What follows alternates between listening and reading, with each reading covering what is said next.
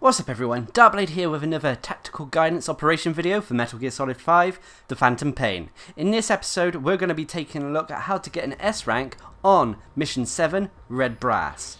Now we have 3 mandatory mission objectives for this mission, and they are to eliminate 3 commanders, one from the barracks to the north, one from the central village, and one to the village to the south. Now the unusual thing about this mission objective is that all 3 commanders are meeting up in the central village. So with that in mind, we are going to try to ambush the 2 commanders travelling from the north and south. The meeting point in the central village is actually at the point I'm marking on my minimap here. I will also be marking where I intend to intercept each of the commanders on the minimap, just to make things easier for me. Now, although you can approach this mission with a lethal intent and complete it quite fast, I'm still going to try to use non-lethal weaponry on the commanders and their troops. This is so we can obtain the perfect stealth, no kill bonus. Getting this bonus always helps when going for the S ranks. Going the lethal route is only advisable if you can complete the mission with lightning speed. For my buddy, again I am using D-Horse. This is just so I can travel between the locations fairly quickly. I would normally talk about the additional objectives here, but as a commander is soon approaching this location, I'm going to focus on the task at hand. I've brought a tranquilizer sniper rifle for this mission. If you don't have it, you can still use a tranquilizer pistol. Failing that, you may have to use lethal weaponry. Now, as you can see, the commander and his troops are coming around the corner in their little 4-wheel drive. All you have to do is make sure you tranquilize at least one of them, either the commander or one of his passengers. As long as one of them falls out the car or goes to sleep at the wheel, the rest will stop to investigate, giving you ample time and plenty of opportunity to take the other 2 out. Once they're on the floor, it's time to extract them. But what I'm going to do here is one of the additional objectives, and that is to extract the commander and his soldiers riding in his 4-wheel drive who are coming from the north. So pick them up, stuff them all in the 4-wheel drive, and once they're all in place, it's time to extract the vehicle with them in. This will extract all of them at the cost of 1 photon recovery. Quite a handy tip, and can be used to your advantage in later missions as well. If you're wondering why my photon extraction here looks a little bit funny, it's because I've upgraded it to the point where it's become a wormhole photon recovery. This is an unlock you'll get once your research and development team reach a very high level. Now the first commander is taken care of, it's time to move on. So head over to the next ambush location.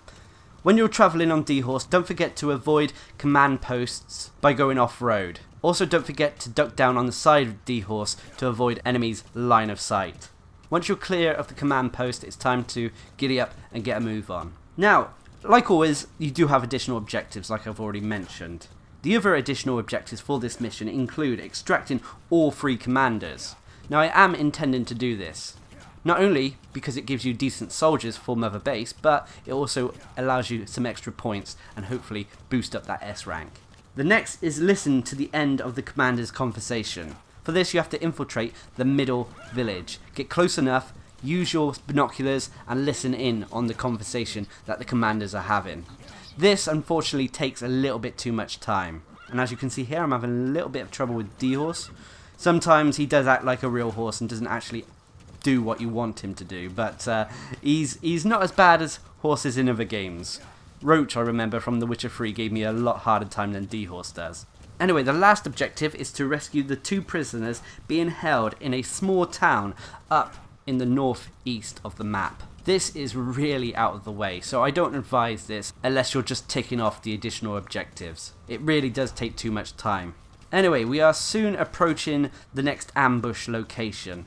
Now an interesting thing here is you can have D-Horse actually stop the cars, park him in the middle of the road, get him to defecate, and cars will stop. But you have to have a high bond in order for D-Horse to do this. Now, same again, like with the first ambush, try to take out at least one of the passengers or the driver. All you need is someone to slump out the car for it to stop, and then get the others to inspect what's going on. As you can see, I was quite lucky with my shots here, so I was able to take all 3 down very easily. Now I am going to extract all 3 of them here again. There isn't an additional objective for these lot, but I still thought, why not? It's an extra vehicle for Mother Base as well as some more men. Be careful, if you take out this jeep too close to the command post it just came from, then you can attract unwanted attention from the soldiers at that post. If that should happen, then it's a case of trying to take them out before you get noticed. If for any reason a guard does call in suspicious activity, then the commanders will more than likely call off the meeting, in which case you have to take out each of the commanders at their individual bases. This doesn't make things tougher, it just makes things a lot more drawn out and longer. Now we're going for the third commander here. There are numerous amounts of troops around this base, so be on your guard. The third commander is supposed to be inside, or at least around this building I've marked with A. The only trouble is getting him outside of the building if he's inside it can be a little bit tricky. The reason I say tricky is because if you go to grab his attention through lure or something like that, then sometimes you can attract the attention of the surrounding guards. So with that in mind, I always try to take out the guards who are standing directly outside or around the building first. For me, there were 3 enemies in this area. You've already seen me take out one of them. There will be 2 more remaining. One of them around the back end of the building marked with A, and the other one standing near the entrance. There is also a power generator you can see here. Now you can switch this off if you want, and it will attract an enemy towards its location to check out why it's gone off. However, there's no guarantee in which enemy will actually come to investigate. Luring enemies is a good way of getting enemies to come out of buildings. However, I was listening out and heard that there was a soldier nearby, turned to my right and saw it was the actual third commander, so I got a little bit lucky here. This may not be the same for you. More than likely, he'll probably still be in that building, in which case he'll just simply pop out to see what that noise was. Either way, take him out and extract him. Once he's down, it's time to make a break for it. You can extract the other soldiers nearby if you want, but to be honest, I was trying to go for a quick time, so I ignored them and made for the extraction point. Now I was a little bit slow here, I should have called in the chopper a lot sooner. So that's a pro tip for anyone who's taking this mission on after watching this video. Looking back at it, you can complete this mission a lot quicker if you go for the lethal route. You'll save time on not having to extract enemy commanders and that. However, this will probably still get you an S rank, but it might not be as high a score, thanks to sacrificing the perfect stealth, no kills bonus. I soon realised though, after waiting and picking some herbs, that the extraction zone, the exit zone, was actually really close, so simply just mounted back up and made for the exit. Overall, this mission wasn't too hard. When I played it the first time, I didn't realise how easy it could be. I unfortunately had no idea where I was going. I was a little bit overwhelmed by the size of the map as well. But with some practice, getting to know enemy locations and where they come from, as well as their expected routes, it makes things a lot easier. And as you can see, we did it in a fairly quick time. Could have been a bit quicker, but we also got the perfect stealth no kill bonus, giving us another S rank. Anyway, I hope this video helped, and until next time, I've been Darcblade, bringing you a tactical guidance operation video to how to get an S rank on Mission 7 Red Brass, on Metal Gear Solid 5 The Phantom Pain.